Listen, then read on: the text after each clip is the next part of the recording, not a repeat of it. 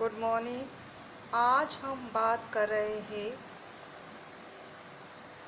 TSN college से BSTC second year paper second आधुनिक विश्व में विद्यालयी शिक्षा, इसके फर्स्ट चैप्टर के बारे में आज हम बात करेंगे। फर्स्ट चैप्टर है आधुनिक विश्व की 3 प्रमुख प्रक्रियाएं। आधुनिक विश्व की 3 प्रमुख प्रक्रियाओं के 3 मुख्य बिंदु हैं। प्रथम, औद्योगिकरण एवं शिक्षा। सेकंड, राष्ट्र राज्य राष्ट्रवाद एवं शिक्षा। थर्ड, लोकतंत्र एवं शिक्षा।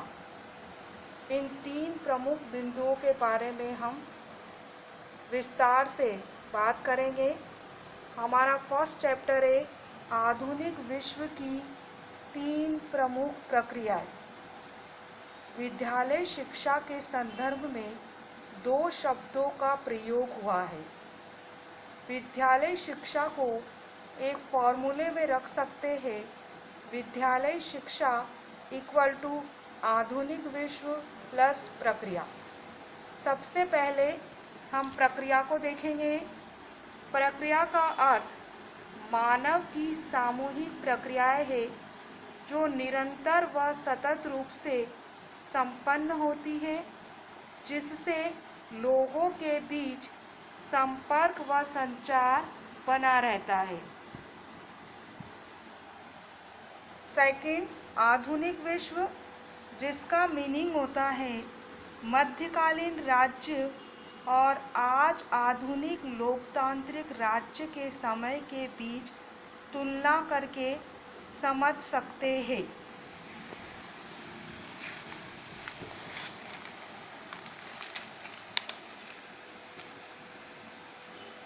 मध्यकाल को हम देखेंगे और उसका ऑपोजिट ही होता है आधुनिक काल।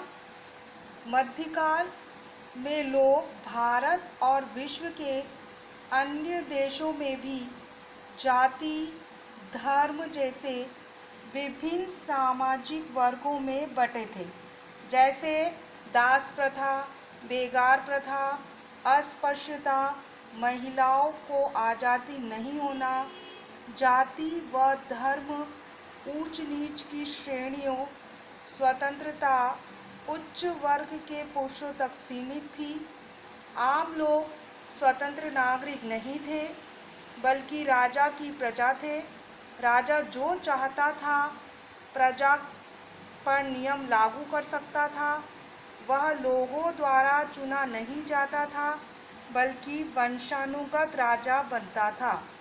जैसे आज वर्तमान में लोकतंत्र होने पर हम योग्यता के आधार पर किसी व्यक्ति को चुनते हैं, किंतु उस वक्त वंशानुगत राजा बनता था, यानी राजा का पुत्र ही राजा बनेगा। दुनिया में समानता, स्वतंत्रता, भाईचारा की स्थापना के लिए पिछले 300 साल में लोगों ने संघर्ष किया। इसके फलस्वरूप आधुनिक विश्व बना है। अब आधुनिक विश्व की क्या विशेषता हो सकती है? तार्किकता, अर्थात तर्क के आधार पर किसी निश्चय पर पहुंचना।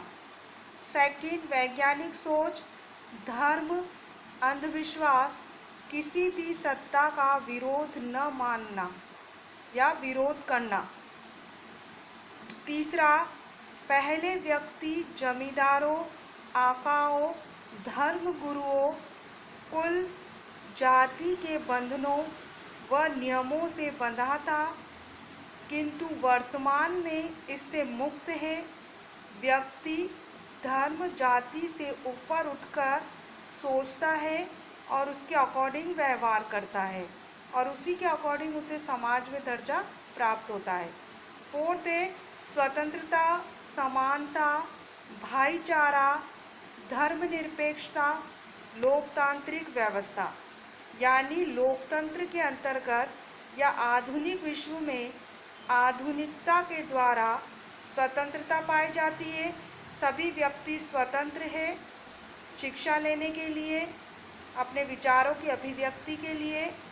सभी को समान दर्जा प्राप्त है, लिंग के आधार पर, योग्यता के आधार पर, क्षमता के आधार पर, भाईचारा, धर्मनिरपेक्षता, सभी धर्मों को समान दर्जा प्राप्त है, लोकतांत्रिक व्यवस्था, योग्यता के आधार पर जनता के द्वारा चुना जाने वाला व्यक्ति शासन संभालेगा। इसके बाद हम देखेंगे मध्यकालीन और आधुनिक युग में अंतर। मध्यकालीन और आधुनिक युग में अंतर का डायरेक्ट क्वेश्चन बनता है और ये इम्पोर्टेंट भी है। इसका पहला आधार है व्यवस्था। व्यवस्था के अंदर हम फर्स्ट पॉइंट देखेंगे, मध्यकालीन व्यवस्था के अंदर राजतांत्रिक व्यवस्था थी, यानी राजा का पुत्र राजा बनेगा और वो व्यवस्था थी। और सेकंड है आधुनिक युग, लोकतांत्रिक व्यवस्था, यानी जनता द्वारा चुने जाने वाला व्यक्ति क्या करेगा, व्यवस्था या सत्ता को संभालेगा। दूसरा हमारा अंतर का पॉइंट है रोजगार अवसर। इसमें मध्यकालीन के अंतर्गत समाज का जातिगत विभाजन के आधार पर रोजगार के अवसर, अर्थात समाज में व्यक्ति को जाति के आधार पर रोजगार के अवसर प्राप्त थे, यानी उच्च जाति का व्यक्ति है तो उसे इजी गोइंग क्या मिलती थी, जॉब मिल जाती थी, और निम्न जाति का व्यक्ति है तो योग्यता होने पर भी उसे जॉब अच्छी या उच्च पद प्राप्त नहीं हो पाता था। देन सेकंड आधुनिक युग, सभी वर्गों को रोजगार के समान अवसर, अर्थात योग्यता और क्षमता होने पर सभी को रोजगार के समान अवसर प्राप्त होते हैं। देन थर्ड अंतर का आधार है हमारा समाज, महिला व अधिकार, अर्थात मध्यकालीन व्यवस्था में समाज में हमारा समाज पुरुष प्रधान समाज है, जहाँ पुरुष को विशेष अधिकार और अहम दर्जा दिया गया है और महिलाओं के सीमित अधिकार हुआ करते थे। और इसी के अंतर्गत आधुनिक युग में महिलाओं के लिए शिक्षा और रोजगार के समान अवसर पुरुषों के बराबर है या पर्याप्त अवसर उन्हें प्रदान किए गए हैं। देन सेकंड फोर्थ पॉइंट अंतर राजनीतिक आर्थिक व्यवस्था। मध्यकालीन युग में धर्म पर राजनीतिक आधारित सामाजिक व आर्थिक व्यवस्था थी। इसका मीनिंग ये है कि मध्यकालीन युग में धर्म को अधिक महत्व प्राप्त था और जो धार्मिक गुरु होते थे उनका राजनीतिक प्रक्रियाओं में या समाज में जो दर्जा था वो महत्वपूर्ण था और उसी के आधार पर उनकी राजनीतिक, सामाजिक व आर्थिक व्यवस्था भी क्या थी, उच्च थी। आधुनिक युग के अंदर हम देखें तो यहाँ पर धर्मनिरपेक्षता पर आधारित राजनीतिक व आर्थिक व्यवस्था थी। धर्मनिरपेक्षता का अर्थ होता है समाज में या राज्य में या देश के अंदर सभी धर्मों को समान दर्जा प्राप्त होना, अर्थात धर्मनिरपेक्षता पर आधारित राजनीतिक व आर्थिक व्यवस्था, यानी सभी धर्म समान है तो व्यक्ति को योग्यता और क्षमता होने पर राजनीतिक पार्टी के अंदर ले सकते हैं उसे, और उसकी अर्थव्यवस्था भी क्या होगी, मजबूत होगी, यानी कि आर्थिक व्यवस्था उच्च होगी योग्यता और क्षमता के आधार पर। फिर देन फिफ्थ पॉइंट है हमारा अंतर का परंपराओं प्रथा का बोलबाला। मध्यकालीन युग में जो विशेष परंपराएं थी या प्रथा थी वो अंधविश्वास, दास प्रथा और परंपराओं का बोलबाला था। उस वक्त लोग बाग बहुत अधिक अंधविश्वासी थे और मालिक और दास की प्रथा समाज में देखने को मिलती थी। देन आधुनिक युग के अंतर्गत तार्किकता, वैज्ञानिकता तथा बंधन मुक्त प्रथा का बोलबाला था। तार्किकता यानी व्यक्ति जो व्यवहार करता है वो तर्क के आधार पर करता है। वैज्ञानिकता यानी कार्य कारण संबंध को देखता है, वैज्ञानिकता को दृष्टिकोण से अपने मूल्यांकन करता है। और बंधन मुक्त प्रथा है यानी किसी भी बंधन से वो मुक्त, किसी भी बंधन में वो नहीं है यानी बंधन मुक्त प्रथा का बोलबाला। लास्ट पॉइंट हमारा लोकतंत्र।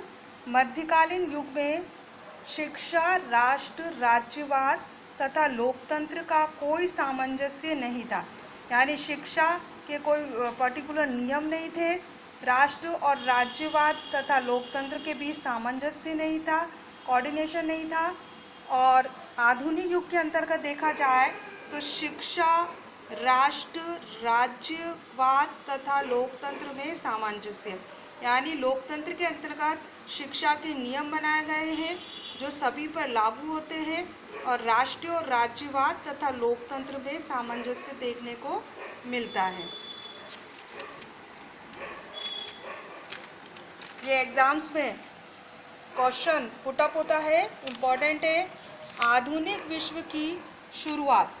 आधुनिक विश्व की शुरुआत में दो प्रमुख क्रांतियां हैं। पहला इंग्लैंड की औद्योगिक क्रांति और दूसरा फ्रांसीसी क्रांति।